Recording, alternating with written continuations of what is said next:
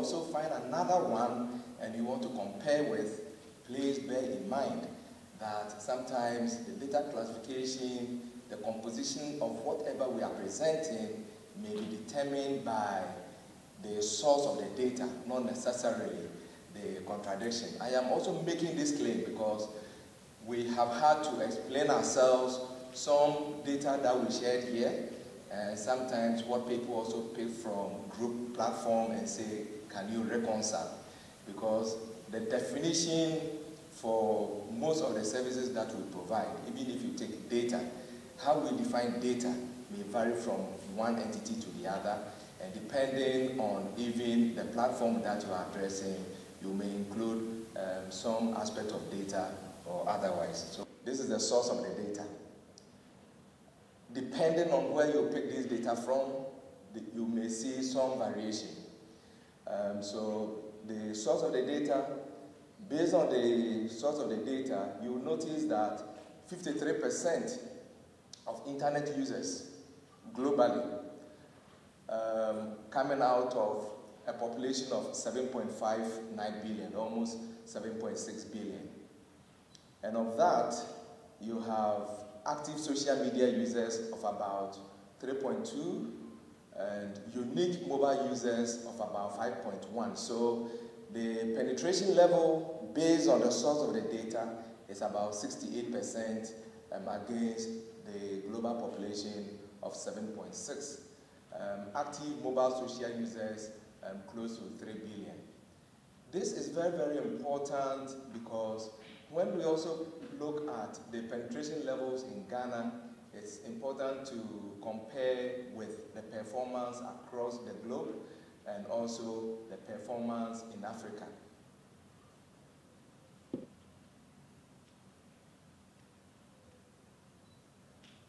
The Ghana-specific numbers, if you look at the mobile connection rate, 119%, again, the source is there, the same source as you can see, GSMA Intelligence, Q4.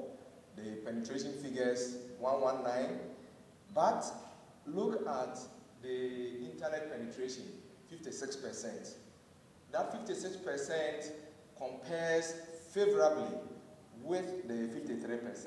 So even though we are not quite there yet, we are ahead of the global average.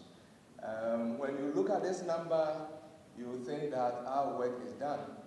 But when you look at the 56, it tells you the opportunity, the work that we have to do. And when today we talk about driving the digital agenda, it's all around, first and foremost, getting the basics around digital to work, increasing the internet penetration. You cannot talk about anything very advanced when the basics are not in place. So all of us as industry players, and if there is any number that we should be held accountable for, is around how do we grow this number from 56% into the 70s, into the 90s, and even beyond 100 along the line.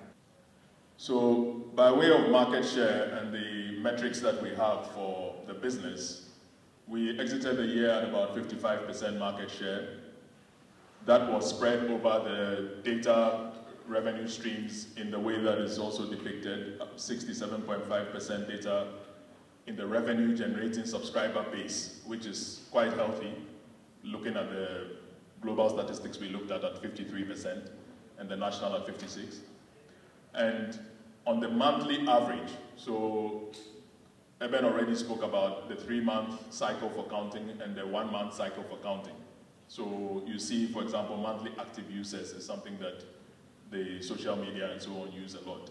On the monthly average, we are looking at about 9.7 million people using data at the time that we left on 31st December. This is an important metric as well, 39% smartphone penetration, because that is the engine for data. And I'll show some other slides that indicate how we are getting there with all of this. And of course, 4G is something that is tracked very closely, and we had a good year there as well, with 3% of the base being on the 4G network. This is recasting the same numbers, but you see the penetration by access type. So 40% of our subscribers are on 3G phones, which is also quite healthy progress. And we are trying to make that number even more ambitious in 2018. In terms of the volume, you see the growth rates, and that is a direct offshoot of the investments that have been made in infrastructure. So if you see almost 600% growth in 4G traffic, it means that a lot of capacity was put on the ground to be able to carry that traffic. And of course, there's a proportionate growth in 3G traffic as well. 2G is not an area of emphasis for data, as you know from your experience, so you can see that it's flat. And the revenue, obviously, at this stage for something like 4G, you can see that we are growing the traffic much faster than the revenue, which is also a sign of the commitment to the country, that we are putting a lot of infrastructure on the ground for the long term. The regions, we would like to see this shift a bit, but yes, the Ashanti and Greater Accra are carrying a disproportionate chunk of the economic activity, and we will work to balance that with the growth in the other regions as well. In terms of the profile of the revenue, this is quite important that you see from 2013 the fact that there was only about less than 7% contribution from data. In fact, the digital revenue, you cannot even see. It was just about 1%. Now, if you look to 2017, it's almost 25% of the revenue coming from data. And you see another 9% that is coming from digital, which is a complete reprofiling of the company's opportunity in the Ghanaian market. This is the kind of profile you see in some Western markets. You see that the voice has declined from 66%. Don't forget the interconnect, which was 18%, there is also voice. And now it's come right down to 38% outgoing and only 9% of the interconnect. This is a major change. It has also gone with the major investments that we spoke about. Eben has already spoken about the contribution of mobile financial services. You see in 2013, I think you cannot really see it. But in 2017, you see that it was almost 14% of the total revenue. So this reprofiling has gone with everything around our strategy, including people, infrastructure, ways of working, commercial propositioning, and the route to market in general. We have deployed 261 kilometers of fiber in 2017. This is mainly to improve capacity and also redundancy. The FTTH that was mentioned by Eben and Eric, as at the end of the year 2017, we have covered 14,132 homes with our FTTH. As at today, we have covered 20,000 homes.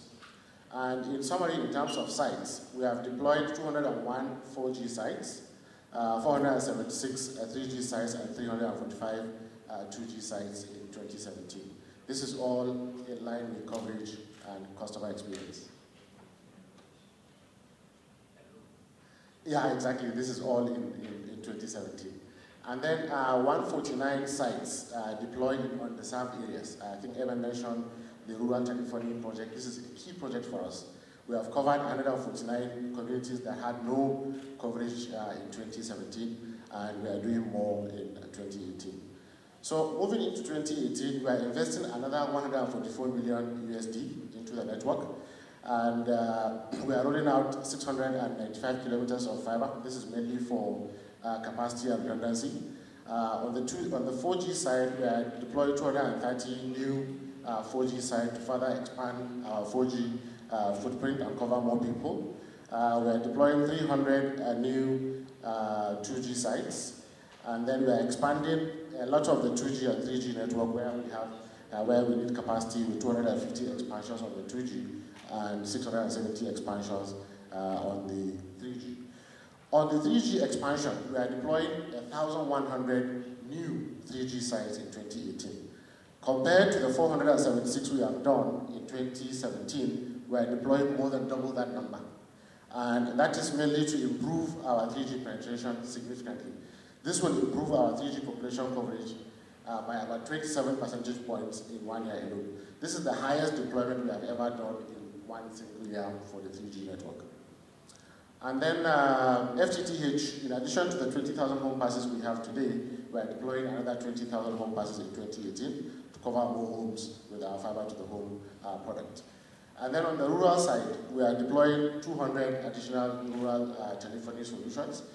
These are areas that completely have no coverage today. We are going to cover them in 2018 and continue beyond. One of our major challenges in 2017 and even into 2018 is fiber cuts. So you can see the number of fiber cuts we have on a monthly basis, and the highest number is in August of 2017, where we had 97 fiber cuts.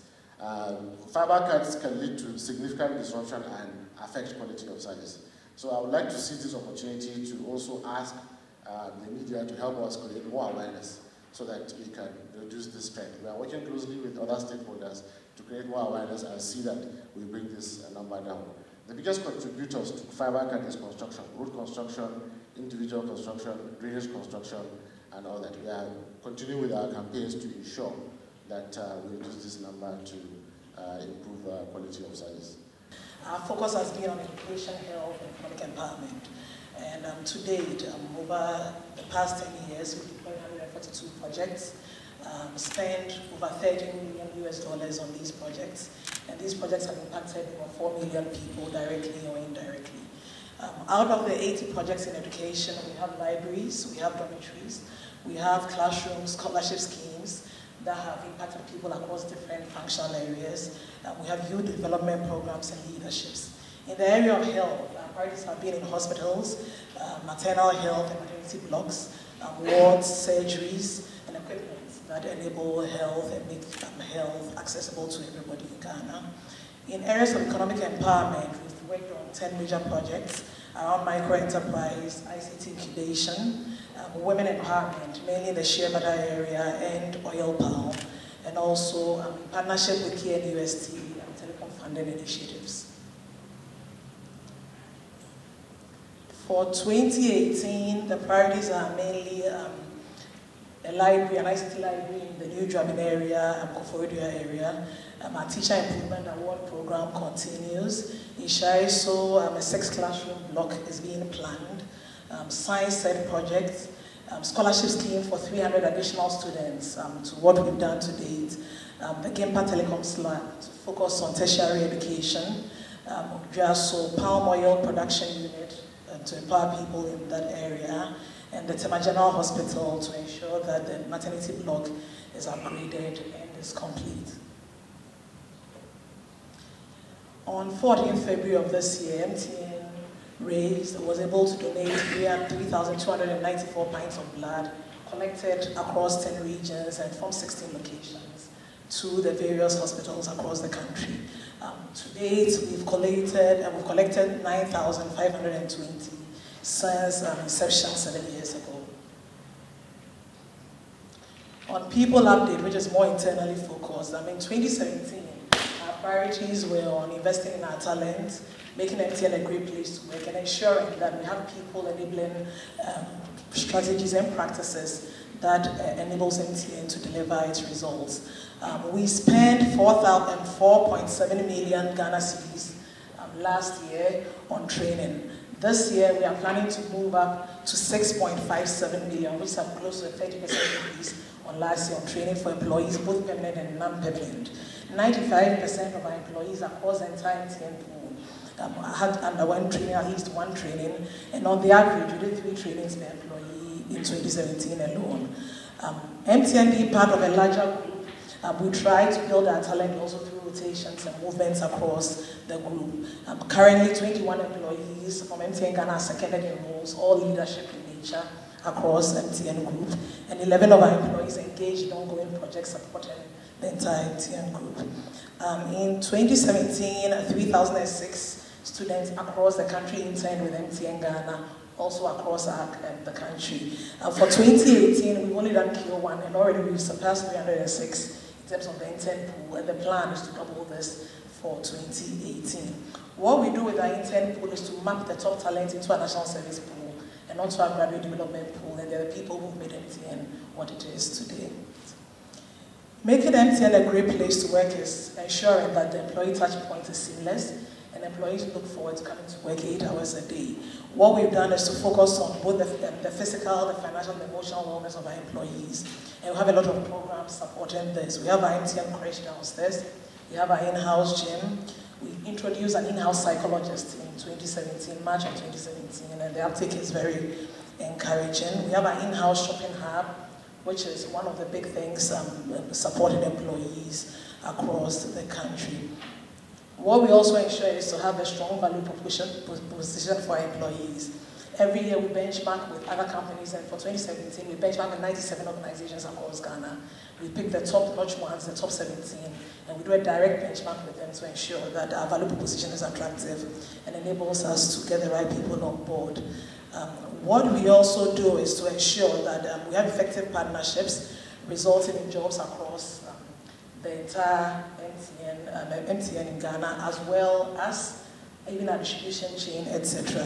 What we do is from how we resource to how we exit, we partner with resourcing companies, to pension fund companies, and to people who actually enable the entire MTN people management chain. Ensuring employees always have the right enablers to do their job. We also benchmark ourselves to ensure that people practices are up to standard. Last year, we renewed our Investor in People certificate accreditation on the latest standard within the world. And I must say, MTN Ghana is the only organization in Ghana with Investors in People accreditation. We retained our position in MTN Group as having the highest and the best culture within the entire MTN Group. In terms of the total contributions or payments made to the government of Ghana, now this includes over $1 billion in taxes in the year 2017 and 159 million to the various regulators, both NCA and GIFEC. If you were to total both, it's in excess of 1.2 billion cedis that's generated from our own ecosystem. Now, in terms of distribution on how our revenue is allocated, 2017 revenue was about 3.4 billion cedis, and if you just look at the waterfall, it does give you an idea as to how those money are spent. We've talked about the capex. Mohammed has talked about the capex investments that have been made. Accounts for 23% of that. In terms of rent, 16%. That includes over 200 million that's paid to the site rentals. I see Francois here from ATC smiling because we pay a lot of money to our site tower code and others. So in terms of interconnects, again 9%. Dealer commission, Eric has talked about the good work the field activation teams are doing. Eben talked about mobile money, but it comes at a cost. So 7% goes in terms of distributions, commissions, that is used to deepen that space.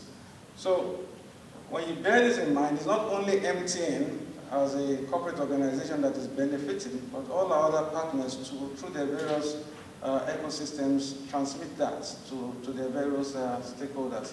You know, in CAPEX, you also have IT, the IT spend, Ericsson, Oji is probably calculating his numbers there, but it's all in the amount of money we spent as an upside. So this 3.4 billion is net of consumption tax, because we are just an agent, a collection agent. So on top of that, 516 million went on VAT and CST of 179 million goes on. So the other slides give some in-depth analysis, and we try to show the movement of our taxes from 2016 to 2017.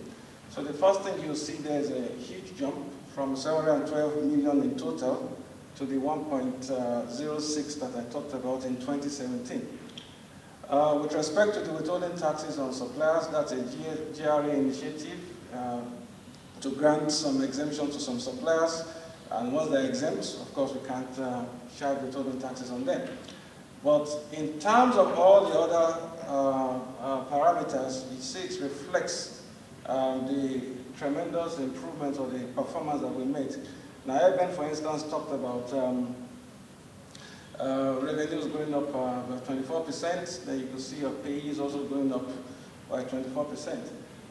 Corporate taxes, we paid in excess of 158% over the amount we paid in 2016. So total amount there is over 1.06 billion.